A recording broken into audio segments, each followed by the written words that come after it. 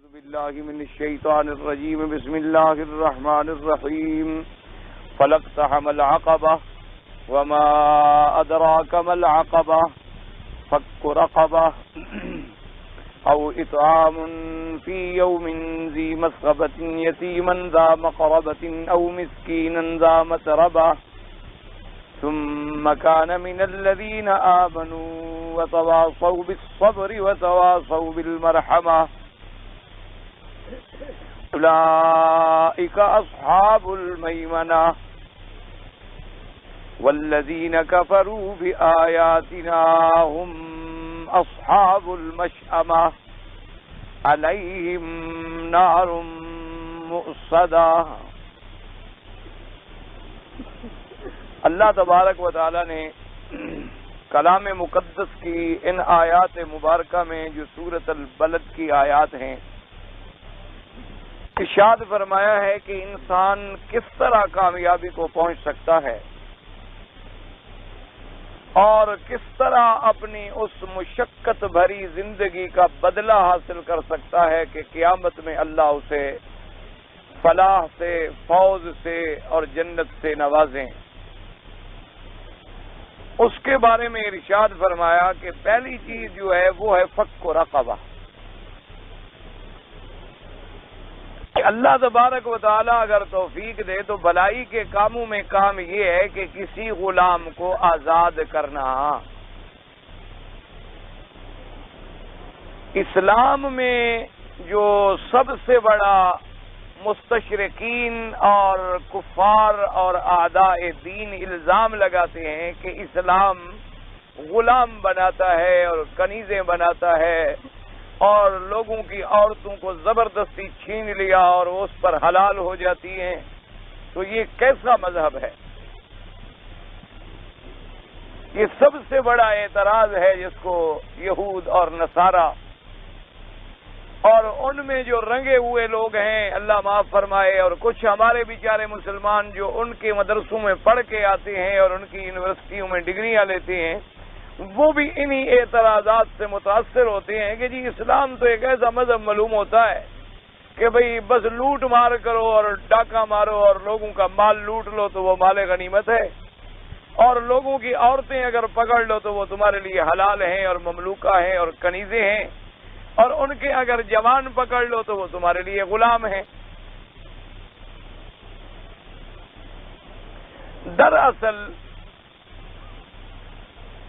یہ الزامات کیوں لگائے گئے کہ جب اسلام کی حقانیت کا، اسلام کی صداقت کا، اسلام کی کامیابی کا مقابلہ کفر نہ کر سکا تو وہ اوچھے ہتھ کنڈوں پہ اتر آیا کہ اب الزام تراشی کی جائے. ہمیشہ یاد رکھیں الزام وہی لگاتا ہے جو مقابلے کی قوت نہ رکھتا ہو. جب تک مقابلے کی طاقت ہو آدمی الزام نہیں لگتا، وہ مقابلہ کرتا. اور جب آدمی کے پاس مقابلے کی قوت نہ رہے اور ناکام ہو جائے اب وہ یہ کرتا ہے کہ بھی میں مخالف کا توڑ تو نہیں کر سکا، اب الزام لگاؤ، مخالف کو بدنام کرو. حالانکہ اسلام کا یہ قاعدہ نہیں ہے، ہمیشہ یاد رکھیں اصول یہ ہے. اور یہ الزام لگانے والے کون ہیں؟ ان کی تاریخ اٹھا کے دیکھیں کہ جس ملک کو انہوں نے فتح کیا ہے تو انہوں نے وہاں کیا حشر کیا. ان کی تاریخیں آپ پڑھ کے دیکھیں کہ ان لوگوں نے یعنی یہود و نصارہ نے، یعنی آج بھی یہود کی تاریخ تمہارے سامنے ہے کہ وہ عرب کے ساتھ کیا کر رہا ہے.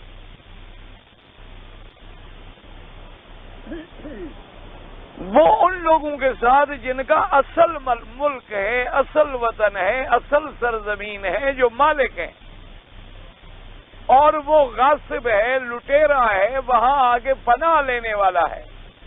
جب اس کے ہاتھ میں طاقت آ گئی تو اس نے کیا کیا ہے ان اصل مالکوں کے ساتھ. اسی طرح نصارہ کی تاریخ اٹھا کے دیکھیں کہ جب ان کو بیت المقدس پر تسلط ملا، بیت المقدس پر ان کی حکومت قائم ہوئی تو انہوں نے یہودیوں کے ساتھ کیا کیا؟ جب بخت نصر کے زمانے میں بیت المقدس پہ حملہ ہوا تو اس نے 70,000 یہودی ایک دن میں قتل کیا، 70,000 کو قید کیا، 70,000 کو غلامی کی زنجیروں میں جکڑا اور لے گیا۔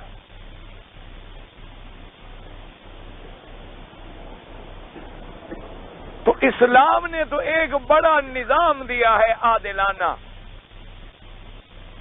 اسلام یہ نہیں کہتا نعوذ باللہ کہ اگر آپ ایک گروہ ہیں، ایک طاقتور پارٹی ہیں، مخالفوں کو جا کر لوٹ لو اور مار لو۔ اس کے لیے تو اسلام نے اتنی بڑی سزا رکھی ہے کہ انما جزاء الذین یحاربون اللہ ورسولہ ویسعون فی الارض فسادا، کہ جو لوگ اللہ اور اللہ کے رسول سے جنگ لڑتے ہیں اور فساد پھیلاتے ہیں، فرمایا ان یقتلوا او یصلبوا او یقطع ایدیہم وارجلہم من خلاف، فرمایا ان کی سزا یہ ہے کہ ان کو قتل کیا جائے، انہیں پھانسیوں پہ لٹکایا جائے، یا ان کا دانا ہاتھ اور بایاں پاؤں کاٹا جائے، یا بایاں ہاتھ اور دانا پاؤں کاٹا جائے، او ینفوا من الارض، یا ان کو زمین سے نکال دیا جائے، یعنی ہمیشہ کے لیے قید میں ڈال دیا جائے۔ اسلام تو فساد کرنے والوں کا اتنا بڑا دشمن ہے، اتنی بڑی اس نے سزائیں رکھی ہیں مفسدین کے لیے۔ اسلام ہی تو ہے جو کہتا ہے کوئی کسی کے گھر میں چوری کر لے، اس کا مال چرا لے، وہ ہاتھ کاٹ ڈالو کہ یہ ہاتھ دوسرے کے گھر میں گھسا کیوں ہے، یہ ہاتھ اتنی لمبا کیوں ہو گیا ہے کہ اپنی جیب کے بجائے دوسرے کی جیب میں بھی پہنچ گیا ہے، تو اب اس کو چھوٹا کرو، ورنہ یہ کینسر ہے، یہ گینگرین ہے، اس کے پورے بدن کو تباہ کر دے گی، بہتر ہے کہ وہ گندا ہاتھ کاٹ ڈالو۔ اسلام نے تو اتنی سخت سزائیں رکھی ہیں معاشرے میں جرم پھیلانے والوں کے لیے، اور یہ اسلام ہی ہے جس نے عادلانہ اعلان کیا کہ لو ان فاطمہ بنت محمد اعاذها اللہ، حضور نے فرمایا کہ اگر میری بیٹی سیدہ فاطمہ الزہرا بھی چوری کرے تو میں ہاتھ کاٹ ڈالوں۔ اس پہ الزام لگانا کہ غلام بناتا ہے اور کنیزیں بناتا ہے، یہ تو جاہلانہ باتیں ہیں جو جاہلوں کو متاثر کر سکتی ہیں، جن کا اسلام سے مطالعہ نہ ہو۔ قاعدہ اسلام کا یہ ہے کہ اگر جہاد ہو جائے،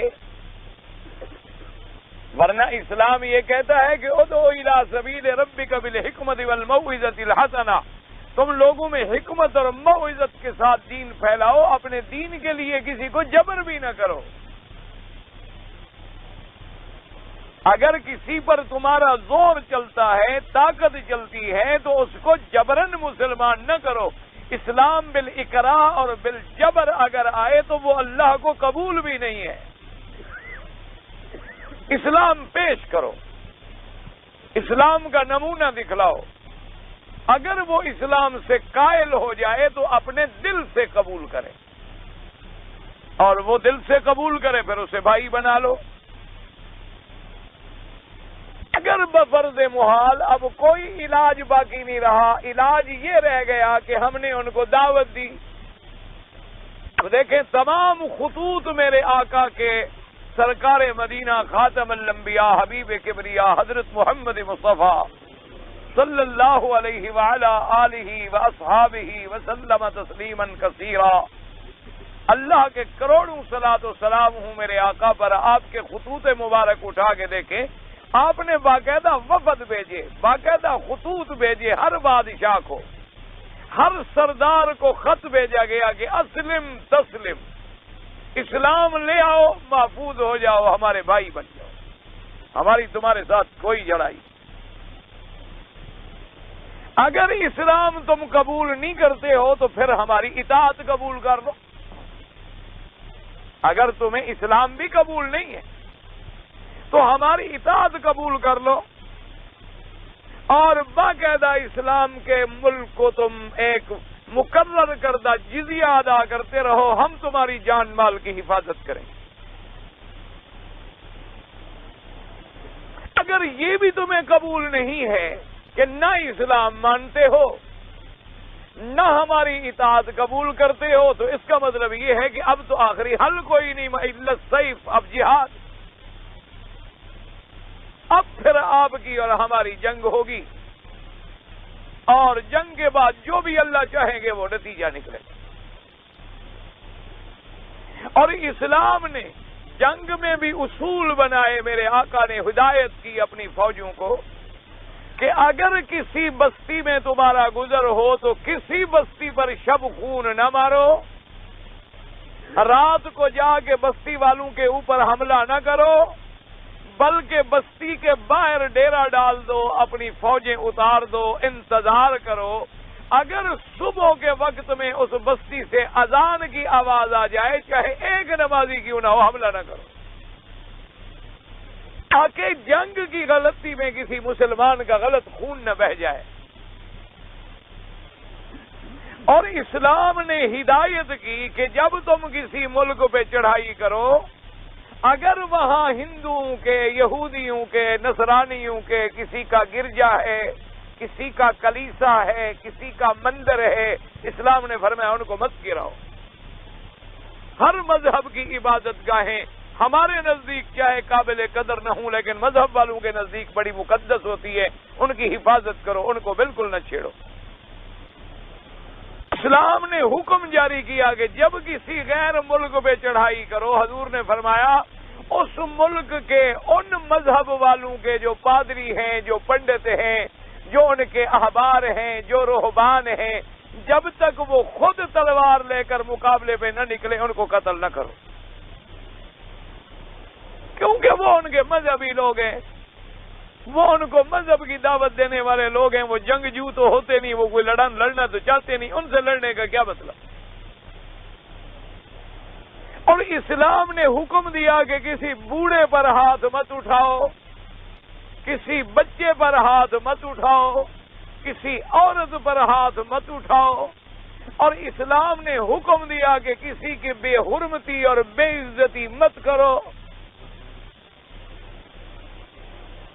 اسی لیے جب سیدنا امیر المؤمنین عمر بن الخطاب رضی اللہ تعالیٰ عنہ بیت المقدس کے فتح کے لیے تشریف لے گئے تو اس زمانے کے یہودیوں نے یہ انتظام کیا کہ انہوں نے پوری بازاروں میں دونوں طرف اپنی نوجوان بچیوں کو سنوارا، سنگھارا، میک اپ کرایا اور ان کو اعلیٰ لباس پہنا کے کھڑا کیا، اور بظاہر انہوں نے یہ دعوت دی کہ جی آپ مہربانی کر کے ہمارے شہر کا آپ دورہ کریں،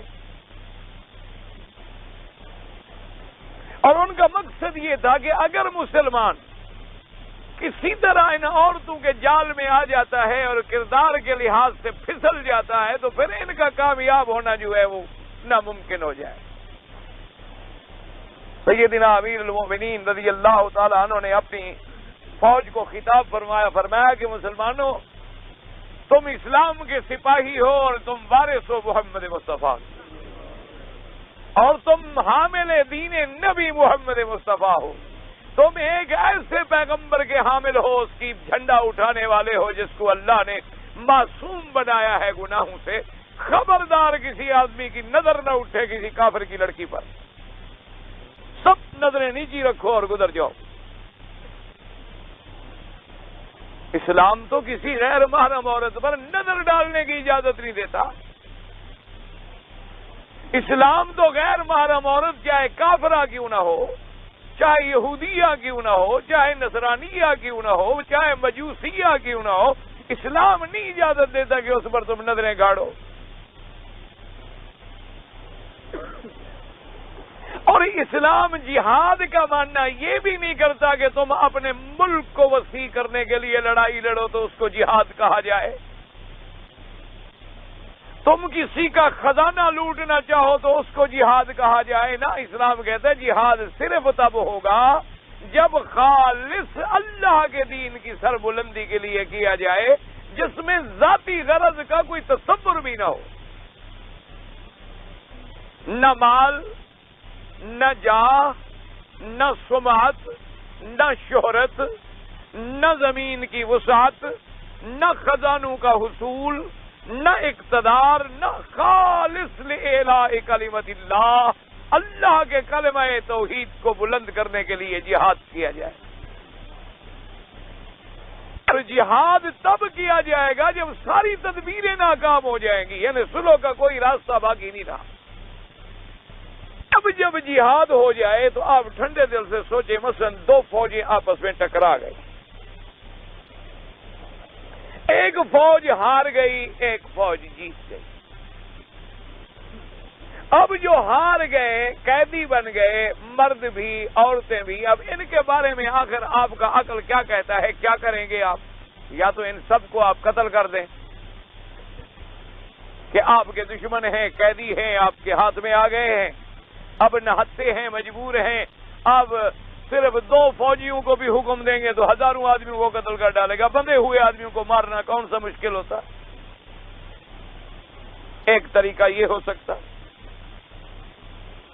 دوسرا طریقہ یہ ہو سکتا ہے کہ جنگ جیتنے کے بعد جتنے لوگ قیدی بنے تمہارے پاس، مرد یا عورتیں، ان کا ملک تو آپ نے لے لیا، ان کو آپ یہ کہیں کہ جی آپ نکل جائیں ہمارے ملک سے، کسی دوسرے ملک میں چلے جاؤ۔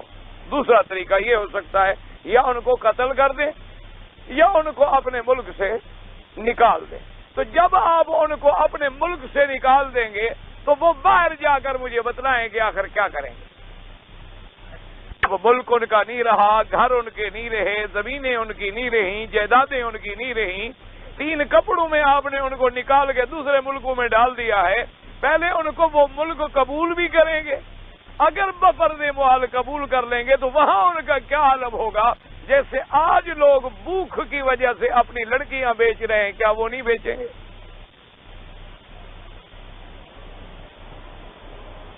یعنی مسلمان ملکوں کے بارے میں اخباروں میں رپورٹیں آ رہی ہیں کہ بعض مسلمان ملکوں میں دعا کریں اللہ اپنے عذاب رفع فرما لے، مسلمان ملکوں میں یہ عالم ہو گیا ہے کہ ایک ایک وقت کے کھانے کے لیے عورت اپنی عصمت بیچنے پہ مجبور ہے، ایک وقت کا کھانا نہیں ملتا اسے۔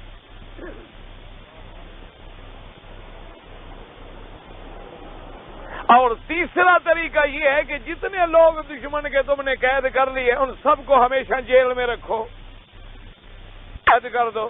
اب لاکھوں آدمیوں کو یا ہزاروں آدمیوں کو قید میں رکھنا کو مذاق ہوتی ہے، ان پر پہرا لگانا، ان کے کھانے کا انتظام، روٹی کا انتظام، کپڑے کا انتظام، مکان کا انتظام۔ تو اس لیے اسلام نے ایک عادلانہ حل نکال دیا کہ بھی جو لوگ مارے گئے مارے گئے، اب جو لوگ بچ گئے ہیں ان کی عورتیں جو ہیں وہ کنیزائیں ہیں، مجاہدین میں تقسیم کر دو، ان کے حلال کر دو، اور ان کو رغبت دلائی گئی کہ بھی تم ان کو آزاد کر کے بیوی بنا لو تاکہ یہ بیچاری پھر کسی گھر میں تو آ جائے، اس کو پھر تو کوئی چھت مل جائے، کوئی سہارا دینے والا مل جائے۔ اور پھر اسلام نے ہر جگہ حکم یہ لگایا کہ اگر رمضان میں کسی آدمی نے روزے کی حالت میں اپنی بیوی سے ملاقات کر لی تو غلام آزاد کرو، اگر کسی نے زہار کر لیا تو غلام آزاد کرو، اگر کسی نے غلام کو تھپڑ مار دیا، ایک آدمی نے غلام کو تھپڑ مار دیا، حضور کی خدمت میں آیا، غلام نے شکایت کی، اس نے اقرار کر لیا، اس نے کہا حضور مجھ سے غلطی ہو گئی ہے، میں نے مارا ہے، اب بتلائیں کفارہ کیا؟ فرمایا بہتر تو ہے آزاد کر دو، اب بیچارے کو غلام نہ رکھو، آزاد کر دو۔ اس کا مطلب ہے کہ تم غلام کی نگہداشت نہیں کر سکتے ہو، تم جذباتی آدمی ہو، تم نے اس کو مارا کیوں ہے؟ آزاد کر دو تو بہتر ہے۔ اور اسلام نے اپنے آپ بندے کو کامیابی کا رستہ کیا دکھلایا کہ فک رقبۃ، غلام آزاد کرو۔ اور پھر فرمایا آزاد ہونے کے بعد اس کے وہی حقوق ہیں جو تمہارے حقوق ہیں، وہ تمہارے برابر کا آدمی ہو گیا ہے اب۔ اور پھر بدلے مکاتبت کی اجازت دی کہ چلو ایک آدمی ہے وہ کہتا ہے جی غلام تو مجھے مل گیا لیکن میں مفت میں آزاد نہیں کرتا، اسلام نے کہا چلو تم اس کے ساتھ کوئی معاہدہ کر لو کہ بھئی اتنا پیسے مجھ کو دے دو پھر میں تمہیں آزاد کر دوں گا، اور اس کو اجازت دو کہ اب ملک میں جا کے وہ کمائے، مزدوری کرے تاکہ تمہارا حق ادا کرے۔ تو اسلام کا جو نظام عادلانہ تھا، جو اسلام نے غیر لوگوں کو بھی عزت کی حفاظت کے لیے ان کو گھر مہیا کیا، عزت مہیا کی، چھتری مہیا کی، اور پھر اسلام نے اتنی بڑی پابندی لگا دی کہ اگر کوئی کنیز عورت مثلا قید ہو گئی، آپ مجاہد ہیں، وہ آپ کے حصے میں آ گئی، اسلام نے کہا تمہاری ملاقات اس سے حلال نہیں ہے اگر وہ حاملہ ہے جب تک وضع حمل نہ ہو۔ جب تک اس کا بچہ پیدا نہ ہو، چونکہ پہلا بیج کسی اور کا ڈالا ہوا ہے، تم اس کی کھیتی میں پانی کیوں لگاؤ؟ انتظار کرو۔ اور اگر وہ عورت حاملہ نہیں، فرمایا پھر بھی انتظار کرو جب تک ایک حیض آ کے گزر نہ جائے، عورت پاک نہ ہو جائے، پھر بھی تمہیں ملنے کی اجازت نہیں ہے، تاکہ اتنی مدت میں آپس میں سیٹ اپ ہو جائے گی، آزاد ہو جائے گا، کوئی نکاح کا مسئلہ ہو جائے گا، کوئی صلح کا مسئلہ ہو جائے گا، کوئی اور معاہدہ ہو جائے گا۔ اسلام نے اتنی مہلت دی قیدی کو۔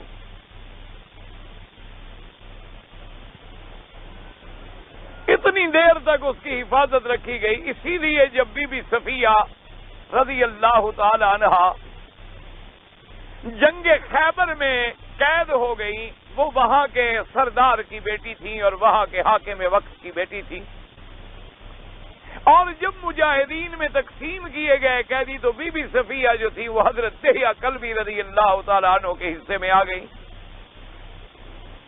ایک صحابی نے آ کے عرض کیا، اس نے کہا حضور ویسے تو آپ کا جو حکم ہے ہم تعمیل حکم کریں گے، لیکن میری ایک مشورہ ہے کہ بی بی صفیہ جو ہے وہ یہاں کے ایک سردار کی بیٹی ہے، ایک حاکم کی بیٹی ہے، ٹھیک ہے وہ ہار گیا، وہ مارا گیا، وہ قید ہو گئی، لیکن میرا خیال یہ ہے کہ کسی صحابی کو دینے کے بجائے اگر آپ مہربانی فرما کر اس لڑکی کو خود اپنے لیے قبول کر لیں تو ہو سکتا ہے شاید یہ بھی ان کے دلوں میں اثر کرے اور اسلام لانے کا ذریعہ بن جائے۔ حضور نے فرمایا تمہاری رائے بہتر ہے۔ آپ نے حضرت دہیہ کلبی کو بلایا اور فرمایا کہ بھئی تمہارے حصے میں جو کنیز آئی ہے وہ ایک سردار کی بیٹی ہے، اور اب یہ مشورہ طے ہوا ہے اگر تم راضی ہو تو تمہیں اس کے بدلے میں اور کنیز دی جائے گی اور تم وہ اپنی رضامندی سے مجھ کو دے دو، اگر راضی نہیں ہو تو پھر ٹھیک۔ اس نے کہا حضور میں نے تو اس کا چہرہ بھی نہیں دیکھا۔ اس نے کہا حضور راضی ہونے کا کیا مسئلہ ہے، جب سے وہ مجھے ملی ہے میں نے تو اس کو دیکھا بھی نہیں ہے، اس لیے بالکل آپ لے لیں۔ حضور صلی اللہ علیہ وسلم نے آزاد کیا اور امہات المومنین بنا دیا۔ اور جناب اسی لیے صحابہ کہتے تھے کہ بی بی صفیہ بڑے نصیب والی عورت ہے کہ جب بی بی صفیہ حضور کی بیوی بن گئی تو مسلمان نے کہا کہ بھی جتنے اس کے رشتہ دار قیدی ہیں سب کو آزاد کرو، کیوں وہ تو حضور کے رشتہ دار ہو گئے، تو حضور کے رشتہ داروں کو ہم غلام کیسے بنائیں، ہم ان کو اپنا نوکر کیسے بنائیں؟ اب تو ان کا رشتہ ہو گیا ہے محمد الرسول اللہ صلی اللہ علیہ وسلم، تو جتنی اس کے رشتہ دار تھے سارے کے سارے اسی وقت آزاد ہو۔ اور اس بی بی کی شان کو اندازہ کریں کہ ایک دفعہ بی بی صفیہ رضی اللہ تعالی عنہا نے حضور پاک کو شکایت کی، حضور صلی اللہ علیہ وسلم تشریف لائے تو بی بی صاحبہ رو رہی تھی، تو حضور نے فرمایا کہ لماذا تبکی، کیوں روتی ہو؟ اس نے کہا حضور بی بی عائشہ اور بی بی زینب جو ہے نا مل کر میرے ساتھ بڑی مذاق کرتی ہے، کیونکہ بی بی عائشہ ابی بکر کی بیٹی تھی، اس کو بھی تو بڑا ناز تھا نا، قریش کے سردار کی بیٹی تھی اور زوجہ تھی محمد مصطفیٰ، اور بی بی زینب سیدنا عمر کی بیٹی تھی۔ حضور نے فرمایا بات کیا ہے؟ انہوں نے کہا حضور میں جب گزرتی ہوں تو کہتی ہیں چھوٹے قد والی ہے، تمہارا قد چھوٹا ہے، تو مجھ پر ایک تان کرتے ہیں اور پھر کہتے ہیں تم یہودی ہو، تمہارا خاندان یہودی تھا، یہودی خاندان سے تعلق رکھنے والی، یعنی خود تو یہودی نہیں کہہ سکتے تھے، مسلمان ہو گئی بی بی، یعنی تمہارا اصل جو ہے وہ یہودی خاندان سے ہے، تو ایسے مجھے تانا دیتی ہے۔ حضور نے فرمایا بی بی صفیہ تم جواب نہیں دیتی ہو، عجیب عادت ہو، یہ تو سوکنوں میں ایسی باتیں ہوا کرتی ہیں، تو تم بھی تو جواب دیا کرو، تمہارے ساتھ اگر عائشہ بات کرے یا زینب بات کرے تو ان کو کہا کرو کہ تم کس بات پہ ناز کرتی ہو، زیادہ سے زیادہ ابو بکر کی بیٹی ہو تو عمر کی بیٹی ہو، اور میں تو ہارون علیہ السلام کی بیٹی ہوں اور محمد مصطفیٰ کی بیوی ہوں، ایک نبی کی بیٹی ہوں اور ایک نبی کی بیوی ہوں، تم نبی کی بیوی تو ضرور ہو لیکن نبی کی بیٹیاں تو نہیں ہو، تمہارا مرتبہ مجھ سے اونچا کیسے ہو گیا؟ آپ اندازہ کریں کہ غلاموں کو بھی کوئی ایسے سکھلاتا ہے، کتنا شان بلند کر رہے ہیں محمد مصطفیٰ صلی اللہ علیہ وسلم، اب جناب بی بی عائشہ نے بات کی، بی بی زینب نے بات کی، تو بی بی صفیہ بھی اکڑ گئی. انہوں نے کہا عجیب بات ہے، تم میرا مقابلہ کیسے کر سکتی ہو؟ میرا خاندان جو ہے وہ تو حضرت ہارون علیہ السلام کی اولاد میں سے ہے، اور میں نبی کی بیٹی ہوں اور نبی کی بیوی ہوں. اب دونوں کے پاس کوئی جواب نہ ہو. حضور پاک تشریف لائے تو بی بی عائشہ بی بی زینب رو رہی. حضور نے فرمایا کیا بات ہو گئی؟ انہوں نے کہا حضور آپ کو اللہ نے نبی بنا کے بھیجا، آپ عورتوں کو جھگڑا بھی سکھلاتے ہیں. حضور نے فرمایا تم تانا کیوں دیتی ہو؟ تم تانا زنی کیوں کرتی ہو؟ اس نے کہا حضور یہ صفیہ کا جواب نہیں ہو سکتا، یہ جواب آپ نے اس کو بتلایا، تو آپ نے اس کو کیوں سکھلا دیا جواب؟ اب ہمارے پاس کوئی بات ہی نہیں رہی باقی مقابلے کی. حضور نے فرمایا تم نے اس پہ تان کیوں کیا؟ اندازہ کریں کہ اسلام نے، حالانکہ وہ غلام تھی، قید بن کے آئی تھی، کنیز تھی، لیکن حضور نے ایسا جواب سکھلایا کہ ابو بکر کی بیٹی نہ بول سکے اور عمر کی بیٹی بھی نہ بول سکے. تو اسلام نے غلاموں کو عزت دی ہے یا غلاموں کو ذلت دی؟ اس لیے ہمیشہ یاد رکھا کریں. اور یہ وہ بی ہے سیدہ صفیہ رضی اللہ تعالی عنہا ثم ارضاہا، اللہ کے کروڑوں رحمتیں اور سلام حضور کے صحابہ پر، اہل بیت پر، ازواج مطہرات پر، کیونکہ ہمارے لیے تو آنکھوں کے سب نور ہیں. اہل سنت والجماعت کے لیے تو آپ کے صحابہ ہوں، آپ کے اہل بیت ہوں، آپ کے ازواج ہوں، بلکہ ہم تو حضور کے غلاموں کے غلاموں کے غلاموں کی پاؤں کی مٹی کو بھی اپنے لیے سرما سمجھتے ہیں. صحابہ تو بڑی بات ہے، اہل بیت اور حضور کی بیویاں تو بڑی بات ہے. بی بی صفیہ کو اس جگہ پر ایک نشان تھا. ایک دن حضور پاک نے فرمایا کہ صفیہ تمہارے چہرے پر یہ کس بات کی علامت ہے؟ کوئی زخم لگا ہے؟ تو بی بی صاحبہ چپ کر گئی. حضور پاک نے فرمایا کیا بات ہے، کیوں تم بتلاتی نہیں ہو؟ یہ کوئی بیماری ہوئی تھی، کوئی داغ تھا، کوئی زخم تھا، کوئی پھوڑا تھا، کیا چیز ہے جس کا نشان ابھی تک ختم نہیں ہوا؟ اس نے کہا حضور میں بتا نہیں سکتی، اگر آپ اجازت دیں تو میں بتا دوں. ہم نے فرمایا میں نے تو پوچھا ہے، جب پوچھا ہے تو میری اجازت ہے، بتلائیں. اس نے کہا حضور بات یہ ہے کہ میں آپ جیسے جانتے ہیں کہ خیبر کے ایک سردار کی بیٹی تھی اور ایک سردار کی بیوی تھی. میں نے خواب دیکھا ایک دفعہ کہ آسمان سے چاند اترا ہے اور میرے گود میں آ گیا ہے. یہ میں نے خواب دیکھا. لازمی بات ہے کہ میں عورت تھی، میں نے اپنا خواب جو ہے وہ اپنے خامند کو بتلایا کہ میں نے رات خواب دیکھا ہے کہ آسمان کا چاند جو ہے اترا ہے، سیدھا آتا آتا میرے گھر میں آیا اور میری گود میں آ گیا. تو میرے خامند نے غصے میں آ کر جو مجھے مارا، اس کے ہاتھ میں کوئی چیز تھی جس نے مجھے یہاں زخم کر دیا. اور اس نے کہا اچھا تم خواب سنا کے مجھے یہ بتلانا چاہتی ہوگے تو محمد مصطفیٰ کی بیوی بنو گی. اس نے کہا چاند سے تشبیہ جو ملی ہے تو وہ محمد رسول اللہ کو ملی، اور ان کا تیرے گود میں آنے کا معنی یہ ہے کہ وہ آپ کے شوہر بنیں گے، تم اس کی بیوی بنو گی. تو مجھے ایسا خواب سناتی ہو؟ تو میں نے کہا میں نے تو خواب دیکھا، مجھے کیا پتا، میں تو مسلمان بھی نہیں ہوں، میں تمہارے مذہب پر ہوں. ایک خواب ہے، خدا جانے خواب کی کیا بات تھی. اس نے کہا نہیں نہیں یہ خواب کسی طرح کا ہے. تو اس نے کہا حضور وہ تعبیر آج میرے سامنے ہے کہ میں آپ کی بیوی بن گئی. تو یہ وہ بی بی صفیہ ہے. اب اللہ کے چونکہ فیصلے ہو چکے تھے تو خواب پہلے آ رہے. تو اللہ تبارک و تعالیٰ نے اور اسلام نے ہمیشہ یاد رکھیں، اسلام کا نظام کسی مرحلے پہ، مصیبت یہ ہے کہ مسلمانوں نے بھی اسلام کو بطور مذہب تو قبول کیا ہے لیکن بطور دین قبول نہیں کیا. مسلمانوں نے بھی یہ سمجھا ہے کہ اسلام ایک مذہب ہے اور اسلام چند نمازیں پڑھنے کا نام ہے اور روزہ رکھنے کا نام ہے، اور اسلام یہی کہتا ہے کہ بس 5 نمازیں پڑھ لو، روزہ رکھ لو، اگر پیسہ ملے تو زکوٰۃ دے دیا کرو، حج کر لو، بس بات ختم ہو گئی. یہ نہیں سوچا کہ اسلام ایک دین ہے. الیوم اکملت لکم دینکم ان الدین عند اللہ الاسلام ومن یبتغ غیر الاسلام دینا. ہر جگہ اللہ نے فرمایا دین دین الدین، اور دین کا معنی یہ ہوتا ہے کہ اب الف سے لے کر یہ تک جتنے قوانین ہیں وہ سارے کے سارے اسلام کے مطابق ہم اپنے اوپر لاگو کر لیں۔ ہمارے ہاں اسلام جو ہے وہ تجارت میں بھی ہو، زراعت میں بھی ہو، وزارت میں بھی ہو، کرسی پر بھی ہو، اقتدار پر بھی ہو، عدالت میں بھی ہو، ہمارا ہر نظم جو ہے وہ اسلام کے مطابق چلے،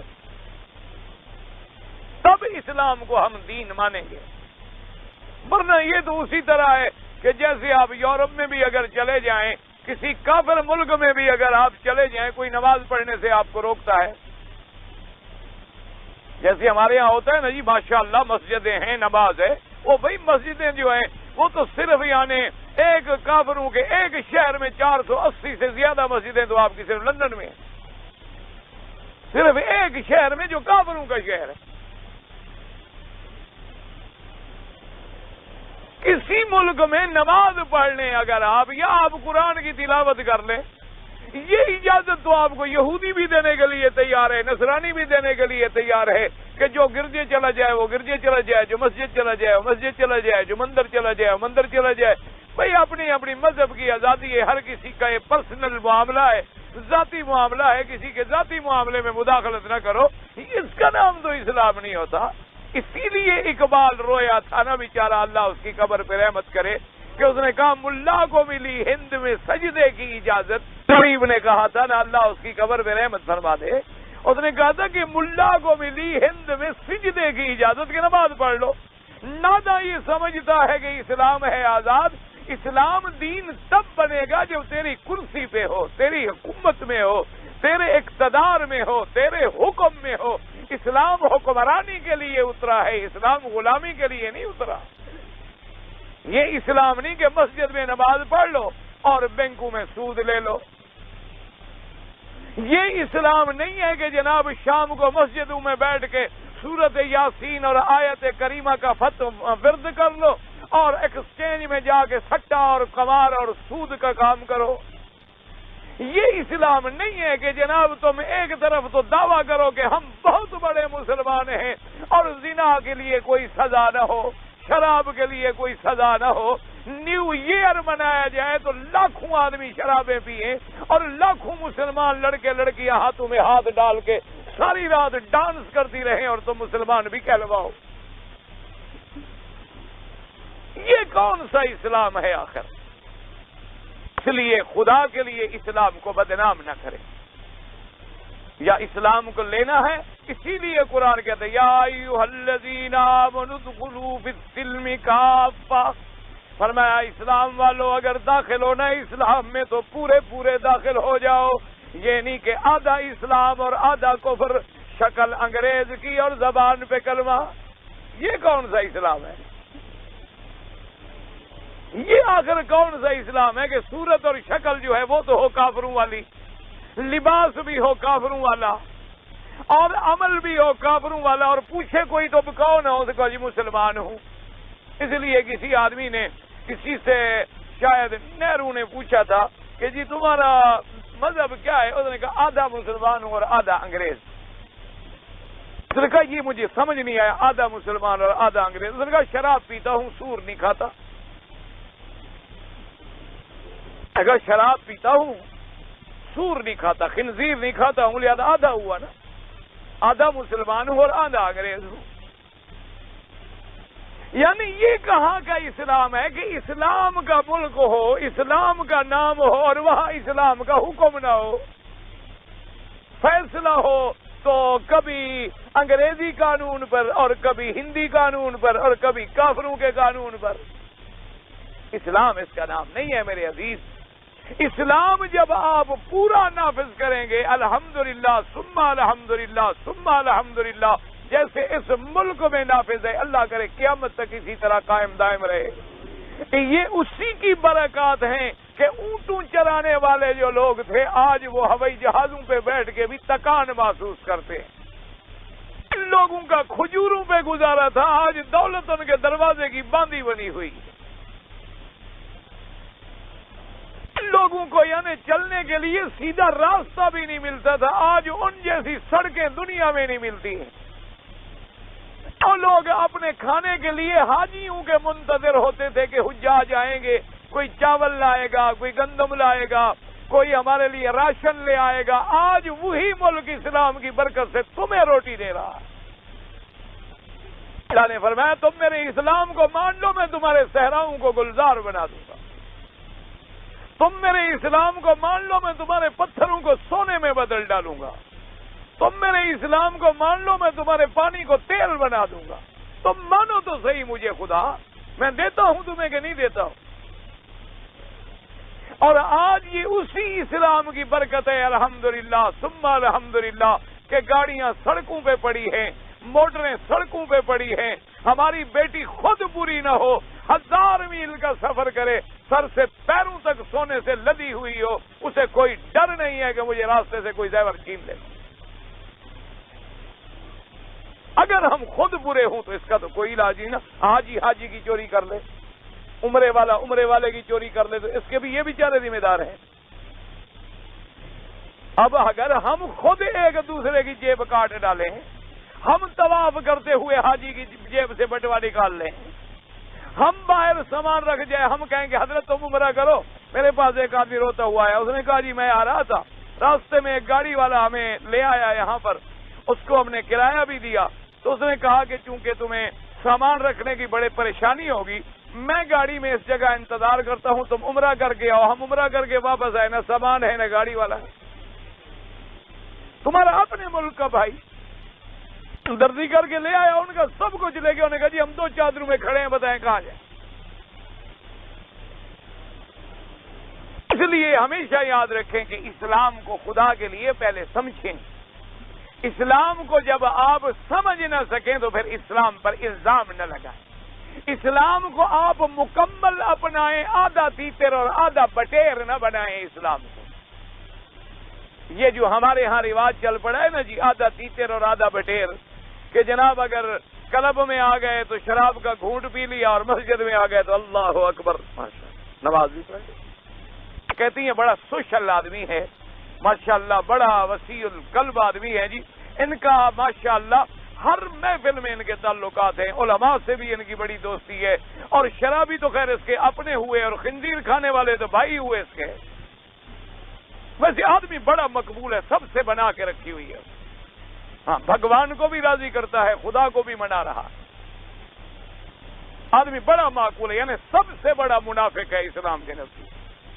مذبذبین بین ذلک لا الہ الا ولا الہ الا اذا لقوا الذین آمنوا قالوا آمنا واذا خلوا الى شیاطینہم قالوا انا معکم انما نحن مستہزئون۔ اسلام کہتا ہے یہ کافر سے بھی بدتر ہے، یہ منافق ہے کہ جب مومن ملے تو کہے ایمان والا ہوں، اور جب کافر ملے تو کہے میں تو تمہارے ساتھ ہوں۔ ہمارے ہاں یہی مصیبت ہے کہ اگر شیعہ کوئی آدمی آ گیا حاکم تو ہمارے ذمہ دار سارے شیعہ ہو جاتے، کہتے ہیں جی ماشاءاللہ اہل بیت کے ہم غلام ہیں، سبحان۔ اگر کوئی حاکم لگ گیا بدعت والا، شرک والا، قبر پرستی والا، تو سارے ماشاءاللہ ہمارے عرس شروع کر دیتے۔ اور اگر کوئی حاکم آ گیا توحید والا، کہتے ہیں جی ماشاءاللہ اللہ کا شکر ہے کہ آپ آ گئے، ہم تو حضرت بڑے تنگ تھے، ان لوگوں نے برباد کر دیا ہے، کبھی قبروں پہ سجدہ ہے، کبھی تعزیے پہ سجدہ ہے، ہم تو توحید والوں کے لیے ترس رہے تھے، شکر ہے اللہ کا کہ آپ آ گئے۔ اور سمجھتے ہیں ہم کامیاب ہیں، یہ کامیاب نہیں، یہ منافق ہے، یہ نفاق ہے۔ اگر آپ اہل سنت والجماعت ہیں تو فخر کریں اور کھل کے کہیں کہ میں اہل سنت والجماعت ہوں۔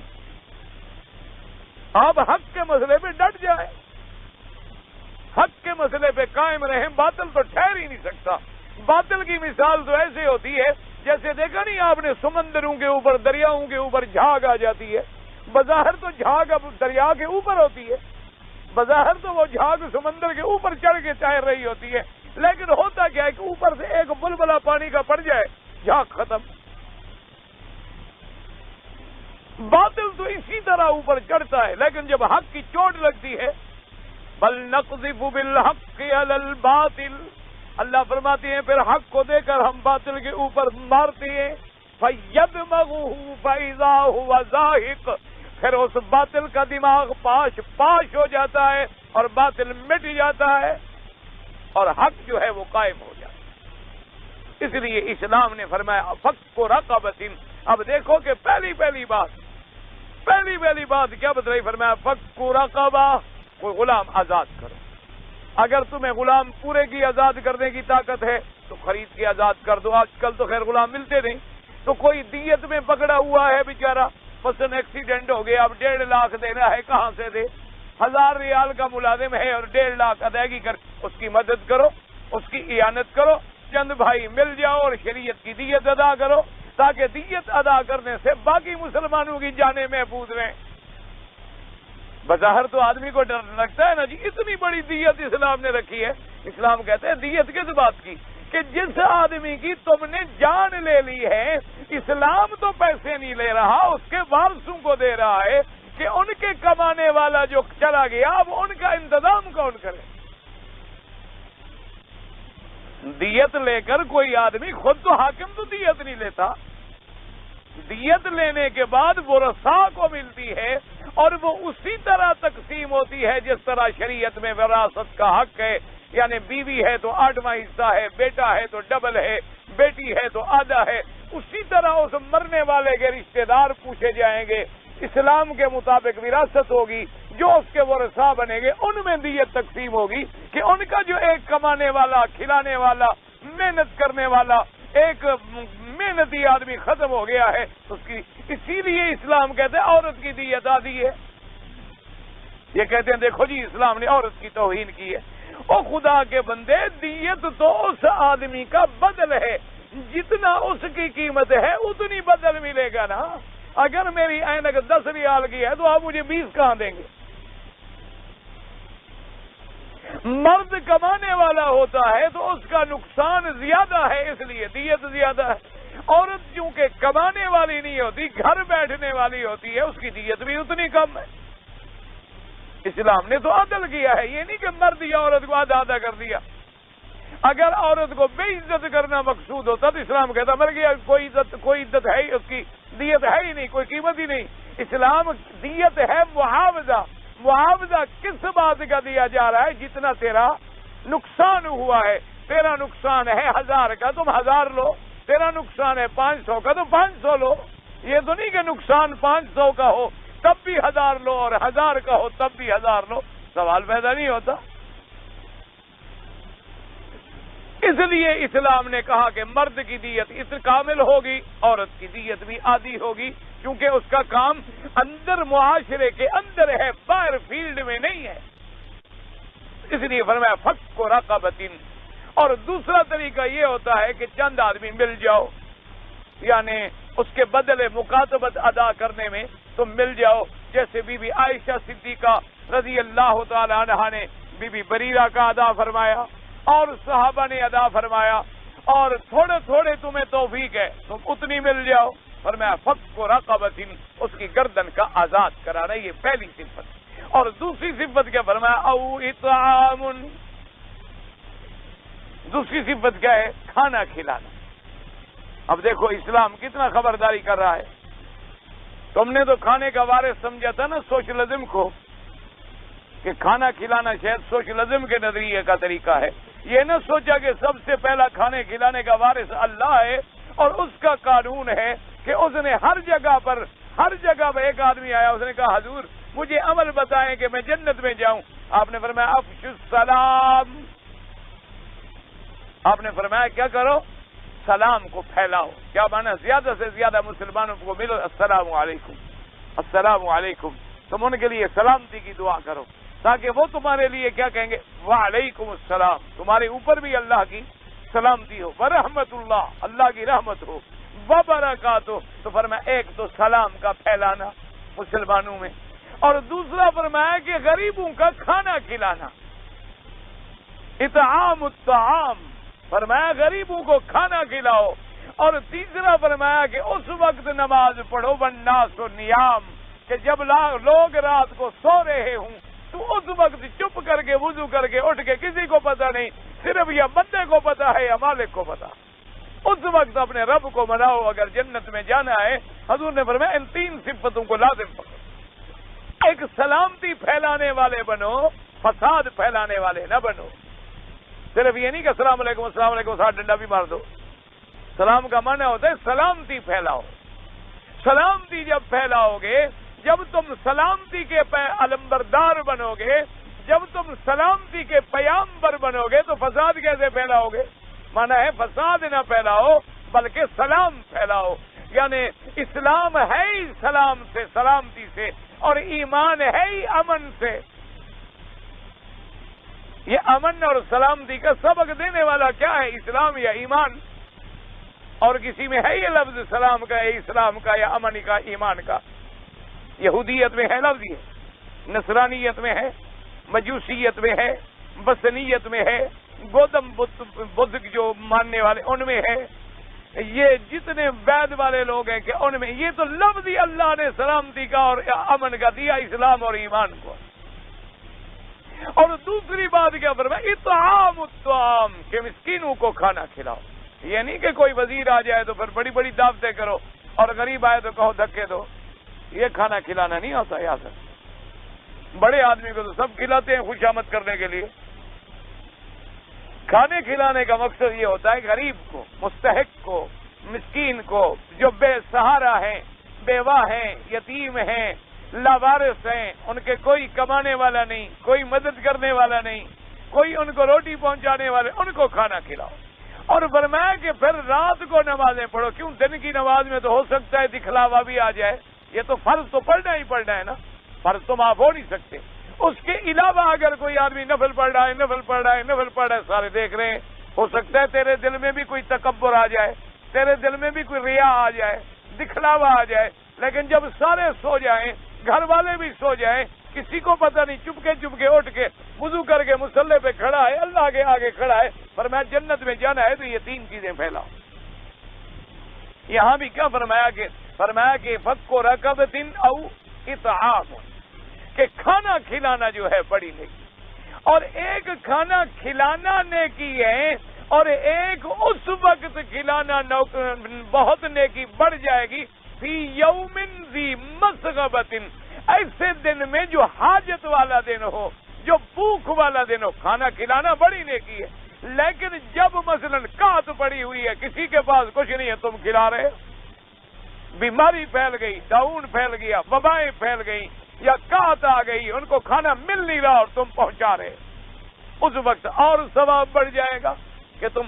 اس لیے قرآن نے دوسری جگہ فرمایا وَيُطْعِمُونَ الطَّعَامَ عَلَىٰ حُبِّهِ مِسْكِينًا وَيَتِيمًا وَأَسِيرًا إِنَّمَا نُطْعِمُكُمْ لِوَجْهِ اللَّهِ لَا نُرِيدُ مِنكُمْ جَزَاءً وَلَا شُكُورًا. اللہ نے فرمایا مومنوں کی صفت یہ ہے کہ ان کو خود بھی ضرورت ہے، لیکن اپنی ضرورت کے باوجود وہ مسکینوں کو کھلاتے ہیں، یتیموں کو کھلاتے ہیں، قیدیوں کو کھلاتے ہیں، اور کھلانے کے بعد بھی کہتے ہیں کہ بھئی ہمیں تم سے کوئی بدلہ نہیں چاہیے، ہم تو اپنے رب کو منا رہے ہیں. یہ نہیں کہ تم ہماری تعریف کرو گے جی بڑا سخی ہے، یا تم آؤ ہمارا کام کیا کرو، ہم جو روٹی تمہیں کھلاتے نا. انما نطعمکم لوجہ اللہ لا نريد منكم جزاء ولا شکورا. نہ کوئی بدلہ چاہیے، نہ کوئی شکریہ چاہیے، ہم نے تو اپنے رب کو منانا ہے. جیسے ایک صحابی مہمان لے گیا، گھر میں کھانا تھوڑا تھا، بیوی سے کہا کہ کھانا بھیج دو اور ذرا طریقے سے دیا بجھا دینا، اندھیرا ہو جائے، اور تم بھی منہ ہلاتی رہنا، میں بھی منہ ہلاتا رہوں گا. کھانا تھوڑا ہے، اگر ہم سب نے کھایا تو مہمان کا پیٹ نہیں بھرے گا. مہمان سمجھے ہم بھی کھا رہے ہیں لیکن مہمان کھا لیں. تو جب صبح آیا، حضور نے فرمایا میرے صحابی، تمہارے رات جو تم نے قربانی کی ہے، تم مجھے قصہ سناتے ہو کہ میں قصہ سناؤں؟ ابھی جبرائیل سے حال سنا کے جا رہا ہے. فرمایا یہ ایمان والوں کی صفت ہے، یہ ایمان والوں کی صفت ہے، خود بھوکے رہتے ہیں اور دوسروں کو کھلاتے. اللہ آپ کو بھی اور مجھے بھی توفیق دے. داڑھی کو خضاب لگانا، سیاہ رنگ لگانا جو ہے وہ منع ہے، نہ لگایا جائے. لیکن اگر سیاہ رنگ میں، مہندی میں مثلا وسمہ ڈال لیں تو، یا مثلا کوئی ڈارک براؤن یا براؤن قسم کا کلر ملا لیں تو پھر ٹھیک ہے، پھر کوئی حرج نہیں. دور سے سیاہ نظر آئے گی، جب قریب آپ دیکھیں گے تو اس کا رنگ جو ہے یا سرخ ہوگا یا نیلاہٹ کی طرف مائل ہوگا۔ گانا جو قوالی کہتی ہیں وہ کیسی ہے؟ بالکل ناجائز ہے۔ ہر وہ گانا جو سرود پر، باجے پر یا کسی قسم کے آلات پر بجایا جائے وہ حرام ہے۔ مدح و ثنا میں کوئی قصیدہ پڑھا جائے لیکن کوئی ساز باجا باجا نہ ہو تو وہ پڑھنا جائے۔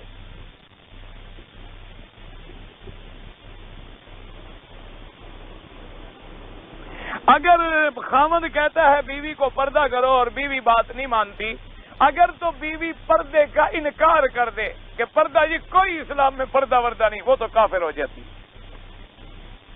اگر انکار نہ کرے کہ پردے کا حکم تو ہے لیکن میں گناہگار ہوں، میری کوتاہی ہے، کافر تو نہیں ہوگی لیکن پھر بھی گناہگار ہو جائے گی، اس کو تم ہدایت کرو۔ اور خاوند کو حکم ہے کہ وہ سختی کے ساتھ بھی پردہ کرا سکتا ہے۔ خاوند اگر اجازت نہ دے تو بیوی اپنے باپ اور ماں کے جنازے پر بھی نہیں جا سکتی۔ اس کو گھر سے نکلنے سے بند کر دو، پردہ خود بخود ہو گیا۔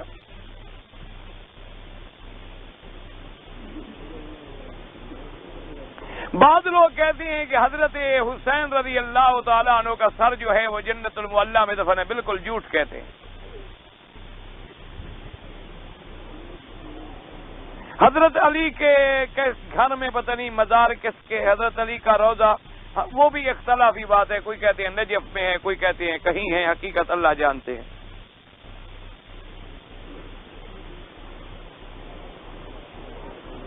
ہر شعبان میں 3 روزے رکھتا ہوں، تو آگے پیچھے کیوں نہیں رکھتے ہو؟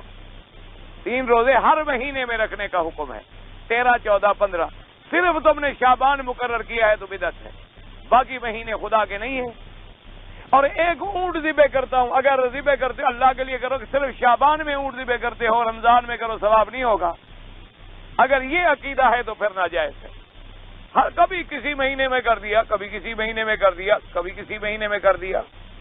لیلۃ البرات سے لیلۃ البرات کوئی حدیثوں میں ثابت نہیں ہے۔ 15 شعبان کی رات میں جتنی روایتیں ہیں سب ضعیف ہیں، کوئی صحیح حدیث نہیں۔ علماء نے لکھا ہے کہ برکت والی رات ہے لیکن کسی حدیث مبارک میں نہیں۔ میرا بچہ پڑھتا نہیں ہے،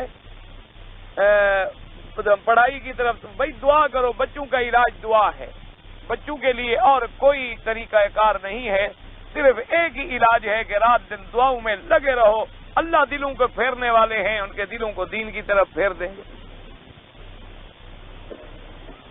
میں وتر کی نماز آخری رات میں پڑھتا ہوں، ہاں بالکل، صبح کی نماز سے اذان سے پہلے پڑھیں، اذان کے بعد نہیں، پھر قضا ہو جائیں گے، بعد میں آپ کو قضا کرنے پڑیں۔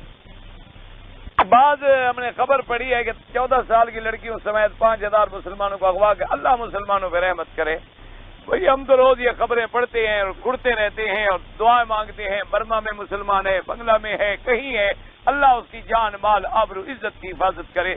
آج ہم مسلمان بے ہوش ہو گئے، کہیں کشمیر میں مسلمان جل رہا ہے، کہیں کسی جگہ مسلمان جل رہا ہے، اور ہمارے نہ کھانے میں فرق آیا ہے، نہ پینے میں فرق آیا ہے، نہ نیو ایئر منانے میں فرق آیا ہے، نہ سالگرہ منانے میں فرق آیا ہے، نہ ہمارے میک اپ اور سنگار میں فرق آیا ہے، نہ مسلمان اگر مسلمان غیرت کر لے، صرف سگریٹ پینا چھوڑ دے اور وہی پیسے مجاہدین کو دے دے، پوری دنیا میں اسلام آ جائے۔ لیکن جب مسلمان بے حس ہو جائے، مسلمان میں غیرت مر جائے تو ہم کیا کریں؟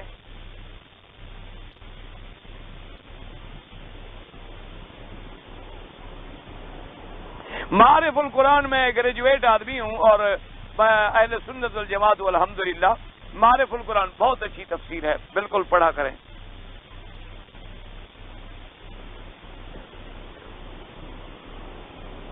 پتہ نہیں ہے بھائی آپ کا مطلب کیا؟ بھائی حضور نے فرمایا ہے اولادوں کو غنی چھوڑو، بس۔ اب ایک معنی ہوتا ہے تقوی کا کہ آدمی اس مقام پہ چلا گیا کہ دنیا کا ہونا نہ ہونا اس کے لیے برابر ہو جاتا ہے۔ میں نے مثال دی تھی کہ سیدنا ابو بکر نے پورا گھر لٹا دیا، حضور نے قبول فرما لیا۔ ایک صحابی نے اتنی سونا دیا تو قبول نہیں فرمایا، تو دونوں میں فرق ہے کہ نہیں ہے؟ تو پھر بھی تمہیں سمجھ نہ آئے تو اللہ سمجھ دے، میں کیا کر سکتا۔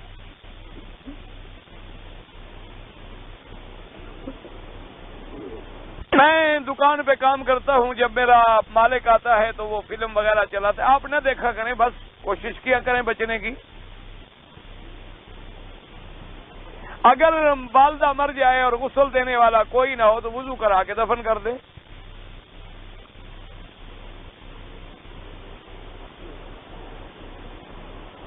بعض غیر مسلم ملک کے جو بینک ہیں ان میں اگر ہم پیسے رکھیں اور ان سے سود لیں وہ حرام ہے. سود صرف اس وقت نہیں ہوتا جب وہ کافر حربی کافر ہو, تمہاری اس سے جنگ چل رہی. جب جنگ چل رہی ہوگی تو اس کے ملک میں تو پیسہ رکھو گے. لڑائی والے کو کوئی پیسہ دیتا ہے؟ وہ تو پھر لڑائی ہو رہی ہے. اگر اللہ اس کو مار ڈالیں گے تو اس کا پورا ملک ہمارا ہے. سود کا تو مسئلہ ہی نہ رہا. یہ نہیں ہے کہ تم کافر ملک ورنہ تو سارے بینک کافروں کے ہیں, پھر تو ہر جگہ سود حلال ہو جائے.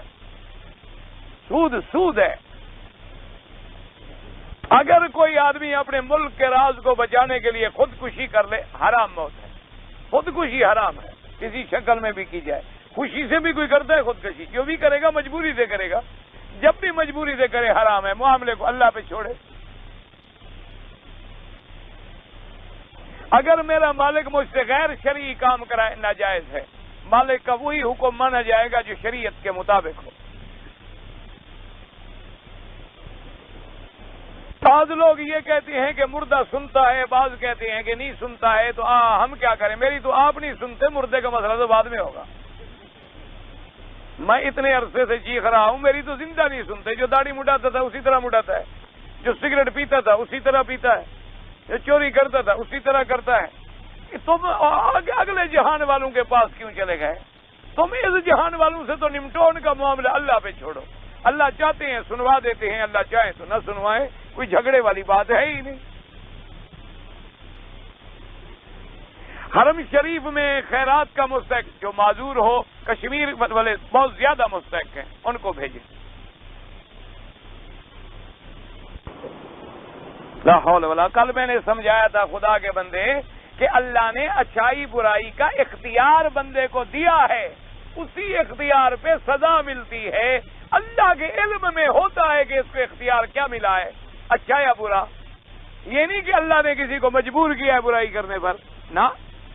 اللہ تبارک و تعالیٰ نے ہر بندے کو اسی لیے تو آنکھیں دی, اسی لیے تو زبان دی, اسی لیے تو سننے سمجھنے کی طاقت دی. ورنہ پھر سننے سمجھنے اور دیکھنے کا فائدہ کیا تھا؟ یہی تو تھا کہ ہم دیکھیں کہ یہ کعبہ ہے اور یہ غلط راستہ ہے, یہ دین کا راستہ ہے, یہ برا راستہ ہے. پھر جو ہم اختیار کرتے ہیں اس میں سزا ملتا ہے. چونکہ اللہ علام الغیوب ہے, اس کے علم میں یہ سب کچھ ہمارے پیدا کرنے سے بھی پہلے تھا. جیسے میں نے بتلایا تھا کہ ایئر کنڈیشن پہ لکھا ہے گرم بھی اور ٹھنڈا بھی. تم اگر غلطی سے ٹھنڈے کا وقت گرم لگا دو اور گرم کے وقت ٹھنڈا لگا دو, تمہاری غلطی ہے, لکھنے والے کا قصور ہے. اتنی بڑی مثال کے بعد بھی نہیں سمجھ آیا تو میں کیا کر سکتا ہوں؟